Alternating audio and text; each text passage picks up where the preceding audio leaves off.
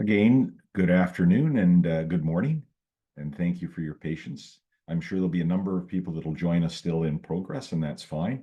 Logistically, we're going to be recording this, and we'll be sending out the video to everybody. And I know we've had a significant response to this mini lecture webinar. So thank you for those that are joining us live today, and for those that are listening in post, happy to answer questions. You'll see my email at the end of this, and be more than welcome any kind of connection for sure, and answering any questions as we go through this. Respectfully, we're going to keep this, try to keep this to around 30 minutes. We've got a mini lecture that we've got planned for today, but I certainly wanted to talk to you about this program just to sort of set it up and give you a sense of what you're looking at today. So let me begin, first of all, acknowledging that Queen's University, Smith School of Business, our studio facilities here in Kingston are all situated on traditional Anishinaabe and Haudenosaunee territory. There's also a significant Métis community, and there are First Peoples from other nations across Turtle Island present today. We're grateful, as always, to be able to live, to learn, to conduct this webinar, and to play on these great lands. Certificate in Professional Impact Analysis. What is it? And kind of what's it all about? It's a new program that has been here for some time, but new to the business school, and obviously new content that we want to talk a lot about. But it's certainly a field that's growing significantly. We've got a special topic today, which I'm excited about: tariff turbulence, rethinking your organization's impact. Again, very relevant. You can't go online and not hear about something that's going on. So how do all of this sort of, background noise impact everything that's going on? Well, we'll talk about that. So the Certificate in Professional Impact Analysis, it's the only program that measures good, and that's the 100,000-foot level of this. We'll talk about this notion of good in some more detail, and of course, we'll talk about measuring good. And what you can measure, you can move, that old saying, and certainly talk about report and do more of. And that's the thrust of this. The mission here that we've got is enabling leaders like yourself to measure good with a purpose of doing more good. And it's that higher order sort of greater social good that is foremost in our minds, but also practically. How do we take projects that we're doing, activities, investments, business generally, and whether that's for profit or not for profit, and how do we think about and measure things that are going on, so that we can think about doing more of the things that are working, and of course not waste time on things that aren't working. So when we think about impact projects, and this is a very simplistic view of it, and Dr. Kashi will talk more about how it's broader than this, but you can think about this in sort of two macro buckets: the idea of community and social betterment projects, or CSR efforts. I used to be with Tim Hortons, and we think of the Tim Hortons Children's Foundation, Smile Cookie. We think of CIBC's Run for the Cure, and then there's the other organizations. Not-for-profit organizations, NGOs, government on all three levels that are conducting community projects, activities, investments. And then the other element, or sort of macro bucket, if you will, and not completely exhaustive, is this idea of business for good projects. So we had a student. I used to run the accelerated MBA as part of the business school. One of our students was involved with Ocean Steel. And Stephen was very interested, because his customers were, and that old saying, what interests my customers fascinates me. Stephen was very interested in looking at green steel. They were asking about steel that would be, something that they would be interested in purchasing. So really looking at that from a business context of, do our customers want it? Check, yes. Is it good for our business? Is it profitable? There's no shame in profit. And is it going to be good for the environment? And those were the kind of things that fell into this bucket of business for good projects. And then there's other examples: Warby Parker, buy one, get one, buy one, give one, a pair of glasses, and Suncor projects as well that they were undertaking. So think broadly in those two buckets, but as we'll hear, there's a much more holistic view of this and less compartmentalized. So why is it important to measure impact? Well, practically, there's more people asking for that measure. Many more stakeholders are interested in finding out, how do we measure what we're doing to know if we want to do more of it or stop it? And this increasing demand is coming from all different areas, shareholders, community, employees, customers, as I mentioned before. And then really, we want to look at this from a leading your business, leading your organization, the forefront of your industry, your sector. And we want to do it so we can do more of it if it's doing the kind of giving the kind of results that we envision. We don't know until we measure it. So if you think about this in the context of, we already measure a whole bunch of things: customer satisfaction, we measure obviously sales, but we do a lot within the financial side of the business or the organization as well. And think of that from an accounting standpoint. This is a similar approach, which looks at evidence-based empirical measures of impact. And how do we now determine the results of those kind of efforts and energy, that kind of energy? And it's really that sort of parallel to the finance world that we've got a strong handle on here, and is part of the program that we'll talk about. So let me just give you a very quick overview, and I want to get into the meat of this, which is really our guest lecturers here today. But the program, which starts in July, we've got a cohort running now that is running from January to June. And then we've got another one starting in July, which I would love for you to be a part of. And this program will run from July to December, intentionally a leisurely pace, designed to fit into busy schedules, all online recorded lectures. There's a lecture a week, 3 different modules. Each of the modules has 4 weeks of lectures. There's a lecture a week. There's a quiz at the end. There's a mini assignment based on the content. And then also within each of the 3 modules is a capstone day, virtual, but live. And that's where you're formed into groups with other students and working with the faculty, working with coaches. And we really go through cases and look at, how do we apply these measures of impact, and how do we bring it to life? And then there's a certification exam at the end of that. So designed to be intentionally flexible, knowing how busy and crazy schedules are, but it is something that's a growing field, and we'll talk a little bit more about that. So the faculty I'm delighted to introduce, in fact, Dr. Cotton is teaching right now, and he's teaching the 3rd module of the current cohort. But all 3 professors are involved in this program, and Chris, as I say, is teaching right now. I'm delighted to introduce 2 of the faculty to you here today: Dr. Elspeth Murray, who is part of the business school and currently runs the Center for Entrepreneurship, Innovation, and Social Impact, and Dr. Kashi. And Dr. Kashi is with the economics department at Queen's and has in fact been running this program for a number of years. And we've only just gathered all professors together and as part of the business school to evolve it. And I am more than delighted to talk about tariff turbulence. Don't want to talk about it, wish it wasn't here, but this idea of rethinking your organization's impact. So please throw in any questions into the Q&A as you think about them. We're going to tackle questions at the end of this, but I am delighted to throw this over to Dr. Elspeth Murray. Welcome, Dr. Murray. Welcome, Dr. Kashi. Over to you. All right. Thank you very much, Glenn. And with that segue from the tariff turbulence, I couldn't help myself when I put a big, huge maple leaf on this very first slide.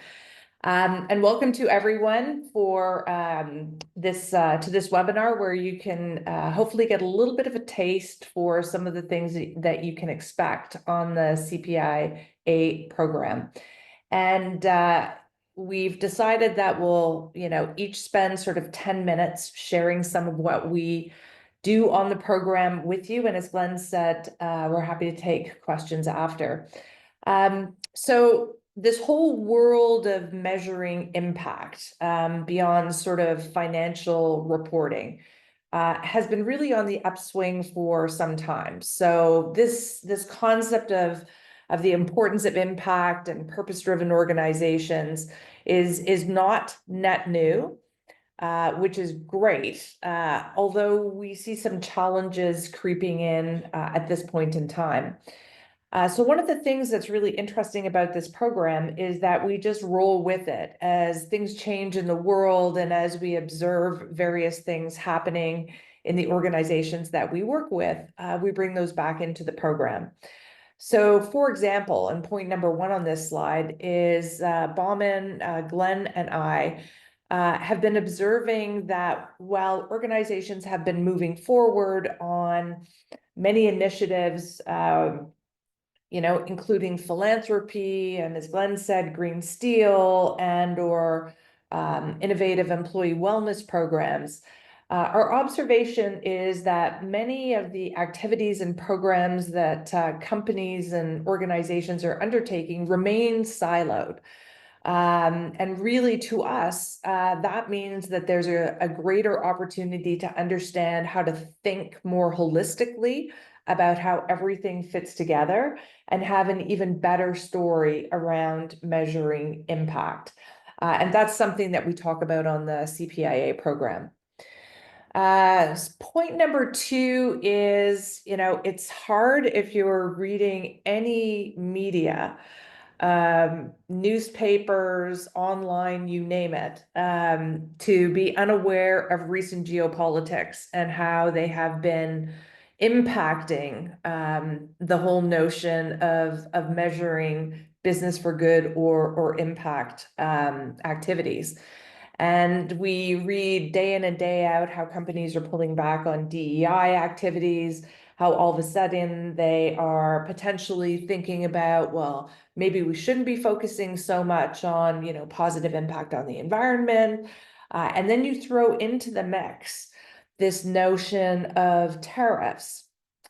And when you look at it all in totality, obviously, there's been 2 big impacts. Number 1 is the complexity of understanding how things all work together has become more challenging. But what we also see is that many organizations are becoming paralyzed with indecision because they don't have tools to understand how things work together or what the impact of decision A might be on decision B. So we find it from a teaching perspective, just an incredibly interesting moment in time to help our students and equip our students with tools to actually think about complexity and making decisions in the face of not only complexity, but uncertainty. And to me, it's very interesting when we talk about measuring impact and looking at decisions that we make inside companies, to really reflect on the Buy Canadian movement. And we can take questions on that a little bit later on. But if that doesn't illustrate the point that, thinking about impact and measuring impact beyond kind of the primacy of profits, if that's sort of not at the top of your agenda in these times like Buy Canadian and sovereignty, then it has to be true that you're missing like a key part of a key set of inputs into your decision making. So in this sort of mini lecture, we're going to talk about 2 things. I'm going to talk about a great tool called scenario planning that helps address some of these challenges that are in front of us. And my colleague Bauman is going to spend a bit more time giving you a flavor for what do we actually mean by impact analysis. So Glenn, if we can just roll on to the next slide, that would be fantastic. And I was just teaching on one of our programs, the art and science of being strategic. And this is one of the tools that we spent quite a bit of time on. And this is the way that you take something that seems incredibly complex and uncertain, and you start to actually put some parameters around, well, what are the tools that we can use to actually make decisions? So in this sort of mini lecture, what you see on this slide is a diagnostic tool where we would ask organizations to pick a level. And level 1, quite frankly, if you folks can think of a company that fits into a situation where there's a clear enough future, please let me know, because I've been unable to think of one over the last little while. So that's level 1. Some organizations are in level 4, where the world is truly ambiguous. There's virtually zero that you can know. And there are companies and there are industries that are in that category. I would say if you are a customs broker at this point in time, you might just be in level 4. So your response to being in that situation, and this is the point of this slide, is vastly different than if you were in level 1. And then in levels 2 and 3, the world is not so crazy. And this is where you can identify different versions of the future. And you can start to plan around those different versions, and then see, what you want to decide to do after that. So what I suggest to my students these days and organizations that I'm interacting with is that if you're not doing scenario planning, you should be. It's a incredibly powerful way to figure out what it is you should be doing. So Glenn, if we go to the next slide, speaking of doing things, scenario planning and diagnostic tools are wonderful, but really the key question is, how do I take action? What is it that I do? So the next thing that we talk about in scenario planning is that you have to pick what we refer to as a strategic posture, which is really just a somewhat fancy way of saying you have to decide on a risk return spectrum where you're going to sit. So a response to having 10 different versions of what might happen in the future is that you decide you're going to go big or go home. That's the bet the future strategy. That is high risk, but also potentially high return. So if you actually choose the scenario to bet your future on and that materialize it, you are awesome, good to go. The least aggressive or risky strategy is that you actually don't pick a scenario. You decide to undertake things that will pay off no matter what happens. So that's the kind of steady as she goes, stay in the game, give yourself optionality, pay attention to what's happening in the world so that when you see something materialize, you're ready. You don't have to say, what will we do if? You've already had that discussion. You say, we already know what our solution will be. Let's go, let's do this. And as in life, there is a halfway approach, and we call that the focused flexibility strategy, where you're kind of sort of assuming one thing might happen, but you give yourself options in case it doesn't. And that's very different from the bet the future strategy, which is basically where you're pouring all of your resources into one thing. So this is all well and good kind of conceptually, but let's talk about a specific example. And this will be my segue into some of the choices that we need to make these days. This one driven by technology advances. And then Bauman will talk about the tariff end of things. Most of the organizations, again, that I interact with these days, and students and other programs, again, generative AI, for example, ChatGPT is all the rage.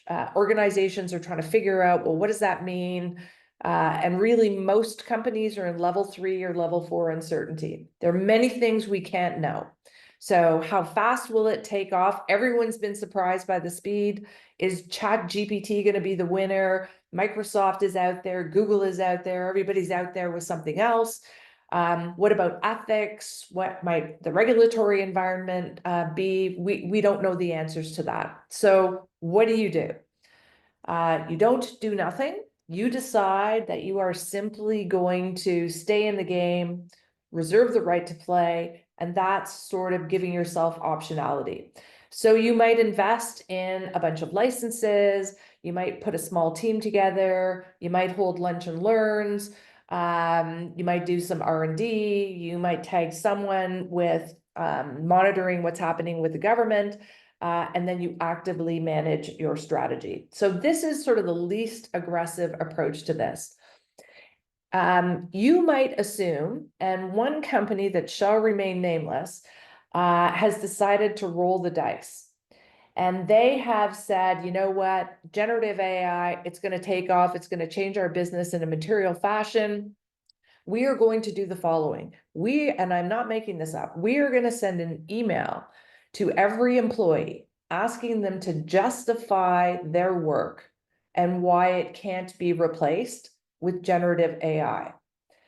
So when we return to the topic of impact and measuring impact, all I think of is just because you can doesn't mean you should. So what are the other impacts of a radical decision like that on your organization. It may save you a boatload of cash on labor costs at this point in time, but is that it? The answer is categorically no.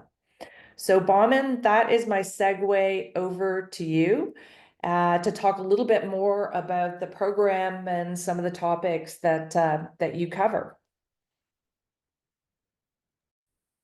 Thank you, Elspeth, and thank you, Glenn. Welcome, everyone. My name is Bauman Kashi. I hope you can hear me well. This picture here is created by ChatGPT, actually. Just mentioning that, and it probably replaces a couple of hours of a graphic designer's work.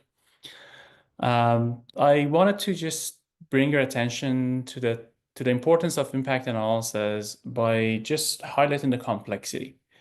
So far in this mini lecture and conversation that Glenn brought up, things such as the tariffs and AI have come up. And there are always questions about it, like who pays the tariff? This is a question that we keep hearing in the news. People ask each other. I ask a lot of my friends, my family members, and I get answers all over the place. Or what jobs will AI replace? It's such a difficult question, and the answer to it constantly evolves too, that just a simple question like that is not an easy and a straightforward thing to answer. And as also mentioned, it's not just about replacing jobs or who's impacted by tariff. There are so many other, what I like to call pathways of value that may not be captured in like an immediate cost saving. What happens to the culture of the organization? What's the cost of the transition process? Is that transition that you're looking at right now, is that going to be the last transition you're making? What about the next transition? The speed at which things are happening and things are changing is fast. So answering these questions is not as straightforward. For instance, when we talk about tariffs, tariffs from an economic sort of theory perspective is like a wedge that comes in between the consumers and the producers, the sellers and the buyers. It's like a tax, basically, that separates the price that the consumers pay from the price that the producers receive. Basically, the government collects that difference. But who is impacted the most? Is it like, are they splitting the half into half? Are they like, is the producers impacted more? Are the consumers impacted more? And the answer is like, every market is different. Yes, when the tariffs are imposed, the consumers will pay more. How much more depends. And the producers are also not happy because they are also, like, they can be impacted by receiving less. And as a result of all of this, different markets are impacted differently, different businesses are impacted differently, and you need to be able to answer that question to begin with. Are tariffs bad for your business? In some cases, yes. In some cases, no. Any business could be different, and some businesses might not be impacted by tariffs at all. Are tariffs bad in general? Well, economic theory suggests that tariffs are bad in general because when you impose a tariff, consumption levels go down all the time. But at the same time, you can't like categorically say tariffs are bad because there are many circumstances in which tariffs are justified, like a tax. Like sometimes consumption of a commodity might be associated with some harm, and then you impose a tax or something to regulate that a little bit. So in certain circumstances, trade barriers are justified. We might not realize it, but there are so many trade barriers when it comes to agriculture in every country in the world, including Canada. Why? Because countries want to make sure food is produced inside as a part of their defensive strategy and political stability, because if all the food is coming to the country from abroad, it's a very vulnerable situation. So it's not as simple as where can I find the cheapest bread to buy? And therefore, like I go import if needed. There are other considerations in the picture. So this is just to highlight the complexity. The other side of it is it just the tariffs themselves, or is it also the uncertainty associated with this? How many versions and iterations of tariffs have we seen in the news in the past couple of months? How many companies are just throwing their hands up and saying, we're going to just stop operations until things settle down? Will things settle down? That's not the tariff. That's the uncertainty about the tariffs. And that's a whole different aspect. And that's what I think brings attention to the narrative that Elspeth is providing. It's not just the tariffs and their uncertainty. We also know very little about what's going to happen with Gen AI as things evolve there.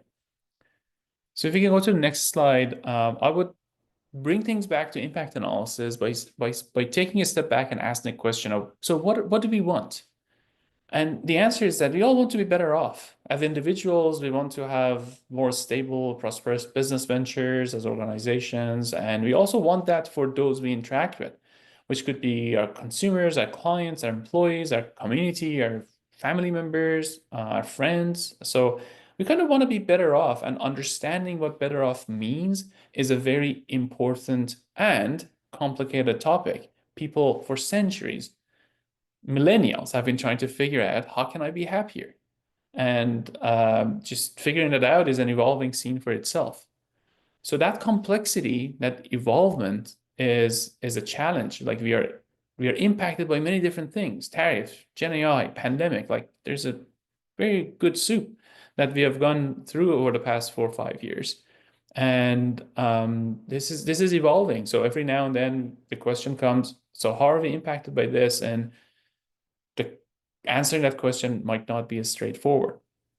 The other problem is that when we think about impact, as Elspeth and Glenn mentioned earlier, an isolated approach doesn't take us far, because things change in that space too. Like one day we are talking about, oh, everyone needs to report ESG. Then, hey, buy local as the fashion now, even if it's more expensive, even if you shouldn't do it, like from an environmental perspective, for instance. But buy local, that's what we're paying attention to. Now buy Canadian.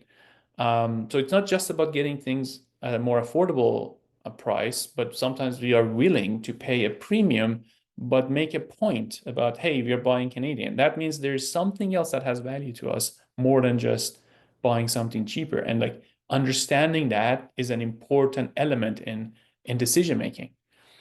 By the way, like we are carbon emissions, carbon reductions, gender equity, and things like that has been spoken about a lot in the past 10 years, for instance. They are not gone. They're around the corner. We might not see or hear about them as much as we used to, but those are things we value too.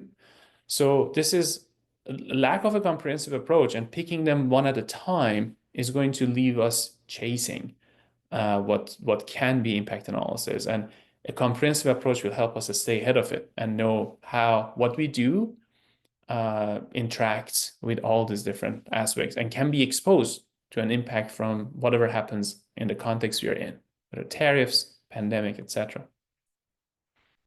I just hit next, assuming I'm controlling the slides.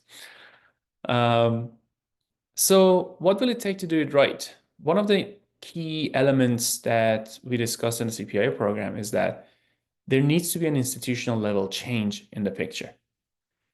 The key question I pose here is that, when accounting comes into an organization, financial analysis of the operations, very often you decide to change the way you do things based on, hey, this activity does not make financial sense, we cut it.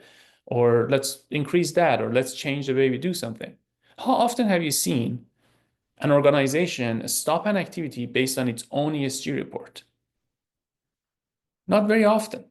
And that tells you something, that a lot of the reporting, a lot of the analysis when it comes to impact has been more on the side of marketing maybe, or promoting. It's not really that rigorous, that decision support. It's more reporting rather than decision support perspective. And changing that in the organization is not easy. It's more difficult than introducing proper financial analysis. And I often talk about 3 pillars in there, where you need the support from the leadership. You need clarity on the how, because every institution does something different. And every institution might have a different mission. So even the way you define your impact can change from one organization to another. And you need to define what you mean. You can't just be chasing what's fashionable out there. You need to be able to speak to everyone about what you do, not what they want to know about what impact you leave, but like taking a perspective of the organization. And lastly, access to skills to implement and maintain an impact analysis framework which is like a parallel to an accounting framework, that how you define your accounting, your metrics that inform your decisions. You need certain skills in order to operationalize that. So that's the CPIA's approach, basically. The idea is to learn those fundamental skills and to go into understanding impact for better decision support and evidence-based decision making.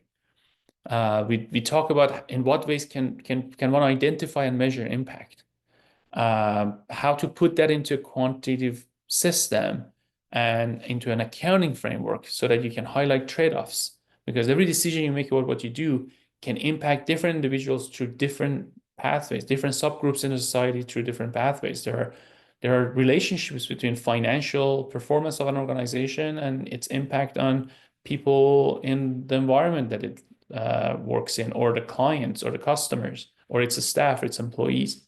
So understanding those trade-offs are important. And there is no perfect knowledge in this picture. Like how to identify those knowledge gaps, how to address them, how to qualify existing evidence from elsewhere, how to generate new evidence, and how to change the institution and take an institutional approach to impact analysis are all the topics that we discuss. And when we talk about in what ways one can identify impact, it includes all the fundamental theories and knowledge one needs in order to better understand how tariffs work, for instance, in general, and how it impacts your business, how social distancing policies under COVID can impact work, how introduction of technology can impact your work, and everyone impacted by your work. So those are the key fundamentals covered in the CPIA program. And if I want to take a step back, I would say CPIA basically provides that bird's eye view, not only one pathway at a time, but basically looking at assessing trade-offs and informing decisions across all pathways for impact. And tariffs might be the hot topic these days. Generative AI is just around the corner with impacting organizations big time. And equity and environmental concerns are not going away. So everything is in the picture, and a good decision maker needs to understand how all of these come together, and how what trade-offs are there with every decision made across all these different pathways. So I'll stop here. Great, thank you, Bauman. I welcome questions. So we welcome questions for sure as we're going through this. Again, if there aren't any, immediately, we can certainly follow up and answer after. And I know those that are listening to this, the recording portion of this, feel free to throw any questions to me. I'll ensure that Dr. Kashi and Dr. Murray receive those. But we do have a couple of questions here. And again, throw anything as you're thinking about this. So does this program help me if I'm a manager in a for-profit business looking to pivot my career? I've had a lot of conversations about this, and we'll talk a little bit about this idea of, is it a growing part of careers and industries? But the individual says, I'm a manager at an energy company in the finance area, but I want to get into this impact area as a leader. So in a nutshell, Bauman or Elspeth, does this course program help me if I'm a manager in a for-profit business to pivot my career? Any thoughts on that? I mean, maybe I can start with just a couple of thoughts on that. So first of all, I would say yes. I think, with a lot of this turbulence, for-profit companies are sitting down and saying, okay, we can't do everything. How do we make trade-offs? Should we park some of the business for good type stuff because we need to refocus on, making money, surviving, all of that kind of stuff? I actually don't see a whole lot of that happening, and I'll tell you why. And if it is happening, I would think twice about any company that's doing that, because the fundamental factors that are driving for-profit companies to think about business for good have not changed. So next-gen consumers care a lot about companies that are going beyond. the primacy of profits. You have huge pools of capital that are funding growth for for-profit companies that care a lot about environmental impacts and social impacts. So that becomes part of the investing criteria. You have any number of factors that are still moving us along. And certainly, I think that unlike government agencies and not-for-profits, businesses need to catch up on this because they're doing an okay job, but not a terrific job. And this goes back to our observation about the siloed thinking and not like the accounting frameworks that we're so used to, having a much more fulsome approach, again, to going beyond measuring financial performance. So whoever asked that question, hopefully that helps answer it a bit. Bauman, any thoughts on that? Yeah, thanks. Yeah, as we work with a lot of organizations, one thing we see is that organizations are challenged with how evolving the context around impact is. One day you're trying to get a B Corp certification. The other day you're saying, oh, we need to like do an ESG report. Oh, wait, ESG report is dropped by this and this organization. Maybe we need to figure out what's the next thing. Oh, let's take the United Nations Millennium Development Goals. Oh, wait, they dropped it themselves and brought in Sustainable Development Goals. Oh, wait, now they're giving new iterations of it. And it gets so frustrating with respect to how do we measure and report that a lot of organizations are even opening a position called Chief Impact Officer just to figure things out. And that knowledge needs to be, the understanding and the knowledge should be above what is fashionable out there at a given point in time. And that's definitely, that's a necessity now. Like being able to report used to be a necessity in the past, but now you need to actually properly account for impact even in decision making. It's not enough to just report using the most fashionable metric at a time. When it comes to the energy sector in particular, that's a very like complicated space and understanding of impact and how everything around you actually can affect the viability of different operations and their impact becomes 10 times more important and challenging. The energy sector is heavily politicized. The reason why it's heavily politicized is because one, it affects it affects everyone in society. Like even the price of electricity in many countries is a part of the political agenda for a candidate. Like I'm gonna change the price of electricity or the carbon tax in some fuel or whatever source of energy.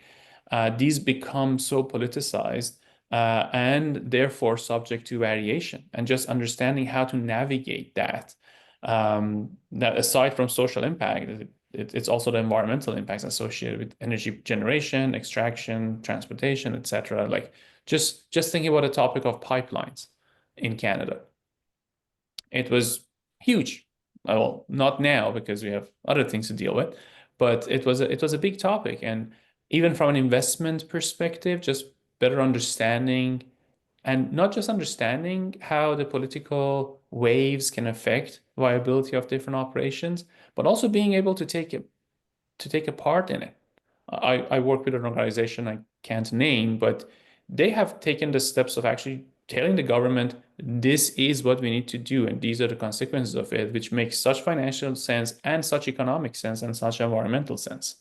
And like doing the analysis beyond what the government regulations might be able to sort of handle in order to lead the industry in that space of impact analysis. Great. A great question from the folks online. It appears the impact measurement focuses only on the quantitative side. Are you considering adding qualitative measures as well? Would this be the right thing to do and add value? And as we say that, I know Dr. Cotton is deep into this around the whole idea of measurement, evaluation, and learning with respect to the content. But Bauman, what do you say to that? Quant only, or does qualitative measures, do they come into play? Big time. So the example I normally provide is comparing the space of impact analysis with the space of financial accounting. In the space of financial accounting, you have something called your bank account. And no matter what happens, you always have that as a verification, as a means for verification. But in the social impact space, verification of what you claim is not that straightforward. Quantitative measures and quantitative methods can only go so far. And you always have to have a mixed approach to it. You always have to have that qualitative, quantitative approach to it. You need to understand the context you're in. And if the quantitative and qualitative aspects do not align with each other, then one of them is wrong. And that's why it is very important to synthesize knowledge, irrespective of the shape it comes in, to inform the decisions. So it's not, definitely not, you can't just rely on quantitative metrics. There has to be that qualitative aspects in the picture too, 100%. Elspeth, thoughts on that? Yeah, where my head immediately went to, and Bauman alluded to this, is, you know, the notion of having a positive culture, which in one sense can seem like it's a squishy topic. But you can actually quantify the impact of a positive culture or the impact of a negative culture on financial performance. So my answer is sort of taking a slightly different tack, because some people will say, well, like, you can't measure culture. Well, actually you can. And so I think that's another thing that you throw into the mix when you look at the consequences of your decisions. As again, as we've been saying, it's like looking at everything in totality, saying, if I do this, what's the impact on that? So slightly different take. That's fair. And we all know that, you know, customers, consumers, they will qualitatively vote with their dollar. And if they feel that they're dealing with a company that is doing good and shares the same values as them on whatever qualitative measures or quantitative measures, they will ultimately buy more from them, be more loyal to them, and defend them. And those are the wonderful things about, you know, the way this nets out. We measure it holistically, we measure it qualitatively and quantitatively. The only other thing I'd say is the Buy Canadian movement. Like, it's not, Yeah. it's not rational. So when you talk about the difference between quantitative and qualitative, it's, you know, how do you kind of capture the zeitgeist of that? And that's what I think is so exciting about this program, is that it provides ways to do that. If I may add something there. I agree it's not rational, but from basic economic theory perspective, right? At the end of the day, decisions must be informed by what people value. And if people value something and you ignore it, you're not going to make a good decision. And like, these things will help us actually, as you mentioned, like, this might come in as a qualitative measure. But then once you collect the right data, you can even quantify it then. How much are we willing to give up to make a point about Buy Canadian?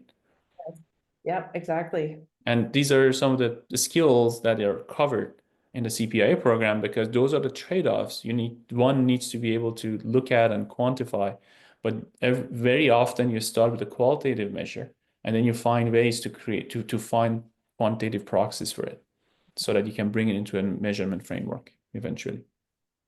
And I know Glenn's going to kill us for going back and forth, but one thing that this just reminds me of, and I wanted to tie it back to the CPIA program and the wonderful, awesome debates that occur with sort of just-in-time information, and the beauty of looking at this whole notion of measuring impact from multiple perspectives. Because I think that's what we sometimes see is missing in these conversations. Okay, Glenn, I'll stop. Absolutely. So we're, again, mindful of everyone's time out there, and thank you so much for being a part of this. And of course, thank you to Elspeth and Bauman for, you know, conducting this session. But, you know, we talk a lot about who is this the right, you know, who's the program for? It's not for profit, it's for profit. We've talked a lot about different ways and impacts and connections, and, you know, how do you go about doing this? It is a job of the future, and the future is now. You know, when I look at some of the, organizations, Inc. as an example, identifying this idea of, you know, you didn't know you needed it until you need it. And then there's more and more growth around this space. And we're seeing more and more jobs that are either feeding into this idea of measuring impact, involved in developing impact programs, or just holistically looking at the way that we could measure them qualitatively, quantitatively, and report them critically. And we're seeing jobs grow and people, entertain these jobs and enter these jobs. But it's leaders for tomorrow. It's leaders of all different stripes and organization types. And it's a burgeoning career opportunity that we're excited to be at the forefront of. We'd love you to be a part of the program. Again, we start in July for the second cohort. We're really trying to get a nice sized group of about 25, 30. We've had probably about 18 that have signed up now. There's lots of room if we need to expand that, but we'd love you to be a part of the program, and it is very flexible. Go to the website if you want to take a look at some more details about the program, the modules, the faculty, but also feel free to reach out to me directly. I'd welcome any questions. Happy to answer them, and we can certainly set up a one-on-one time. But thank you to Dr. Murray. Thank you to Dr. Kashi. Thank you to Jason in the background. And thank you for joining us and hanging in there. And if you're watching this in post, please reach out. We'd love you to be a part of the program. Thanks to all.